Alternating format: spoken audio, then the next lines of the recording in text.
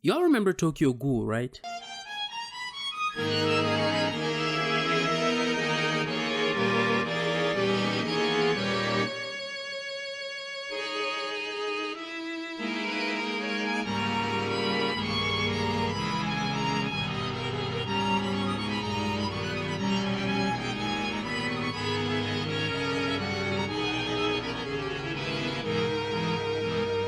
It's a grungy emo seinen story about a boy who makes the mistake of falling for the wrong baddie and paying for it dearly. Kaneki becomes the titular Tokyo Ghoul through an illegal organ grafting scheme at the hands of Japanese mangala, which is a redundant title, I know, but you don't know who any of these guys are, so really it's your fault that I'm forced to be bad at writing YouTube videos. Through this illegal operation, Kaneki becomes a ghoul, a superhuman cannibal who grows extra super flexible and steel hard appendages to use as weapons. But you already knew that. If you're watching this, then you've already seen Tokyo Ghoul, and you already know that the manga is better. What you might not know though is that it's better for more reasons than you would have initially thought. The first reason is so obvious that mentioning it feels like a waste of both yours and my time. The second one is due to Sui Ishida's evolution as an artist. Tokyo Ghoul aesthetically starts out with the stock light novel art style and carries on that way for a really long time until slowly it starts getting more and more beautiful and fucked up looking. Ishida starts not only tightening up his texture and anatomy work, but also showing out in some really fun visceral ways. First and most obvious is the page turn.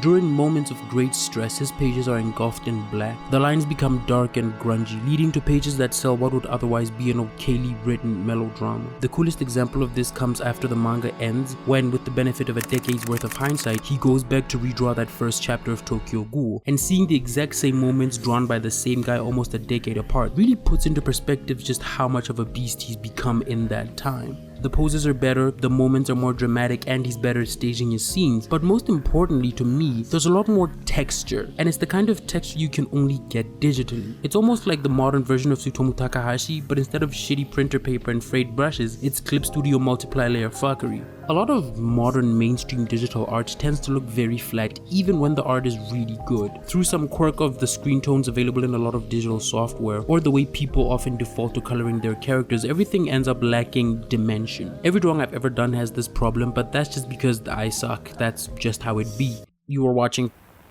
Smart woman, she's putting a new floor down by herself. Wise woman, she's using Ken Tile vinyl asbestos tile. Easiest flooring to install, easiest flooring to care for.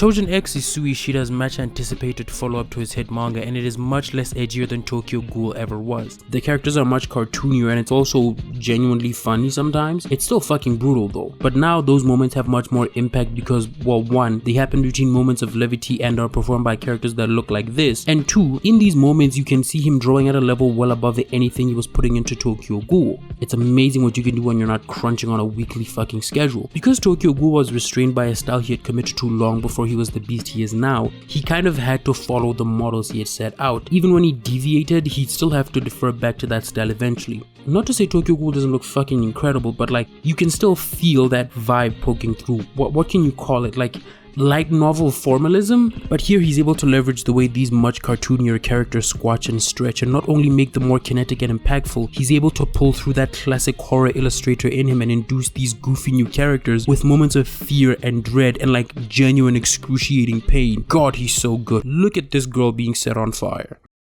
Manben manga is one of my favorite shows ever. It's an NHK documentary series by Naoki Urasawa where a TV crew films a mangaka for a week and then Urasawa and that mangaka watch the footage back and discuss the artistic process. It's excellent not only as something to put on while drawing, but as a piece of art about making art, period. It has fundamentally changed how I draw. Okay, I remember when the 4th season was coming out and I watched the Nao Iwamoto episode on a Japanese friend's phone and like, I'm so sorry show, you did not deserve that shit. The episode was pretty good though. In the 4th season, Naoki Urasawa sits down with Naoki Yamamoto and it is for my money the most interesting episode of the show. It's not the best, far from it. It's not good in the way that the Inio Asano episode is or the way that the Junji Ito one is. The episode is cool because of the way Yamamoto draws and how he hasn't had assistants in nearly 20 years. But the thing about the episode that really sticks out to me after all this time is how fucking awkward Yamamoto is. It's actually hilarious. Like, this is the most autistic you are allowed to be as a Japanese guy before your government shows up and chemically castrates you. This is not a joke, they really did that shit. Yamamoto was a really strange guy, and you feel it not only in his vibes but in the way he draws too. He picked up Mac Paint in the 90s and has used it ever since. He never traded up for anything better, despite the fact that he obviously has the money. He's been committed to the same tool even as the years went by, and because of this, his art has a unique texture to it that you can't find anywhere else. He's operating on limitations so archaic that it circles around to him being ahead of his time. And it just made me think, you know, leaving voicemails, it's really such a dad art form. Like, when that generation of dads dies out, will the voicemail go with them? Or will it stick around as a hipster thing like vinyl records? Because of the crunchy line quality of his work and the strange, often stilted anatomy, or the way his screen tones are these crustily scanned hand-drawn patterns that he's been using for years, it gives his drawings this unique quality, like they've been pre-poor quality scan-lated. They exist outside of time in a sense. One Urasawa asks him why he doesn't just use Photoshop, seeing as how he has it installed on his fucking PC. Yamamoto responds how the lines in Photoshop look so much like the traditional that it defeats the purpose of doing digital in the first place. The characteristics of the work that are seen as imperfections soon evolve into new aesthetic signifiers, and as more generations iterate on them, they begin to push them into extremes you could not accomplish otherwise. It's like how electronic instruments were originally made to duplicate the sounds of real one, but then a handful of years later, Aphex Twin is doing Unabomber shit to his synthesizers and forcing them to make music like no one has ever heard before. But the tools are only as good as their masters. If a man stays locked in one place, it doesn't matter, for the stream beneath him still moves. No man stands in the same river twice. Naoki Yamamoto's assertion that digital software peaked in 1993 feels insane to me, a guy who started drawing digitally in 2019. But the relationship to drawing software and to software in general has changed fundamentally in the last 30 years. Unlike Yamamoto, who lived in a world that did not have these tools and had to actively seek them out and adopt them, I was raised in them. I was the last generation of kids who needed to learn how to interface with a computer from scratch, and that was mostly because I live on the ass end of the planet. When I was scraping together enough money to buy a drawing tablet, people had been contorting Photoshop into drawing software for the past 2 decades. Digital went from a niche curiosity into the industry standard, and with that it solidified certain aesthetics in stone. The Ghoul Core 3D ArtStation front page look is what every high budget game looks like now. It is the signifier for fun mass corporate media, and I don't say this with any disgust, it just is what it is. Sure, there's some consequences to that, and that's a subject for a much longer and much more depressing video. The people who've made their living up to now making quote-unquote safe market friendly slop aren't diminished by doing that necessarily, nor are they any less talented. It's like that one German alcoholic said, we all live under a system, you know the guy. Arcane is some of these things, and it's still beautiful. Matter of fact, it's about as near to the aesthetic peak as I think this art style can possibly go. It's just not beautiful in the ways that I've come to love personally. Some of my favorite artists across all mediums and genres have gotten to that special place in my heart because they abuse the form of their art in some way, forcing it to take shapes and resemble what you know the genre to be, while expanding what it could be in the future. So it's truly remarkable that to me, Yamamoto happened upon the same avant-garde territory by just being the same nigga he'd been since the 90s. And while I don't necessarily believe that digital art is only useful if it distinguishes itself from traditional, I love seeing modern artists push what they can accomplish with it. Inyo Asano's kid-bashing scenes in Unity, Atsushi Kaneko's punk rock dirt, Takashi Murakami's cum shot statues low-key, and of course, Sui Ishida's immaculately textured pages. I think back to this translation of his last author's note I saw on Tumblr like 6 years ago, where after he finished Tokyo Ghoul, Ishida wrote candidly about how much that process sucked for him and how he dropped everything else he enjoyed to put those hours into Tokyo Ghoul, and how much it ate at his body. I've developed complications in my body.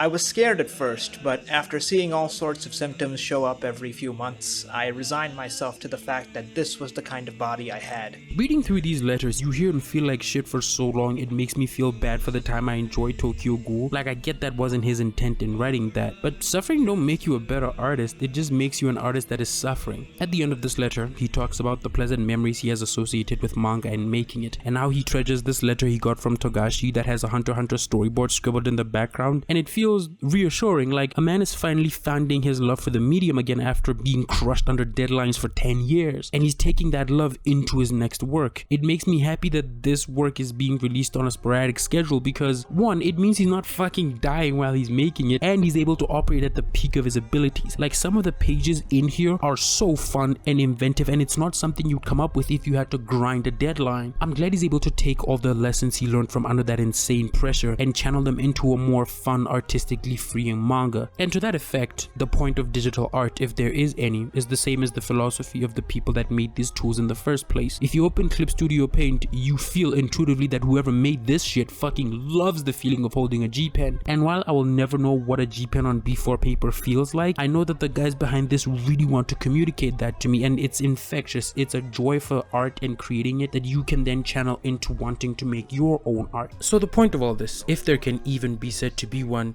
is to express the love for the medium and the things that people can accomplish within it. It gives me pure happiness that I could get readers to enjoy themselves. Even though drawing for me was tough, if there's someone out there who can take pleasure in it, I can do my best. It may seem like lip service, but that is the best reward and means just about everything to me.